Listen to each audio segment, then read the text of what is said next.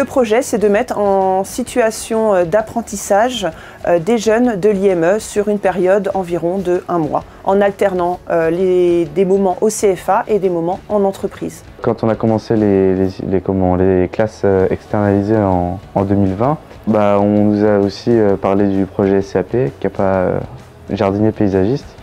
Du coup, je me suis dit pourquoi pas. L'IME est venu s'externaliser ici au sein du CFA.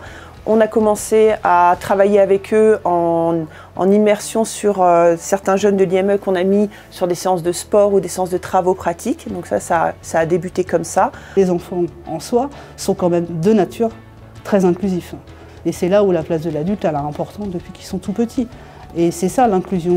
L'inclusion, c'est tout simplement l'éducation.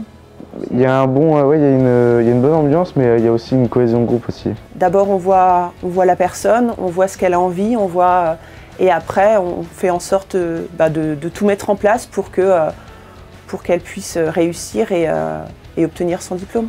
L'IME de Plémet et le CFA de Madrignac, il y a du soutien des deux côtés. Expérience, retour, ça se passe bien en entreprise, ça se passe bien en centre de formation. Et quoi qu'il arrive, l'IME est là de toute façon pour les suivre encore. Le partenariat se poursuit de toute façon quoi qu'il arrive, quoi.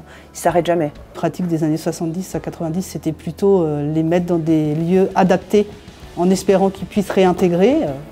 Et aujourd'hui, on est passé plutôt à nous aller dans les lieux dits ordinaires pour les aider à y rester. Et c'est que ça devienne une banalité en fait, que le handicap ça soit comme quelque chose de tout à fait normal, on va dire, et que on se côtoie, on partage des choses, on discute, on mange ensemble, on a un internat ensemble, ça fait partie de la vie, quoi.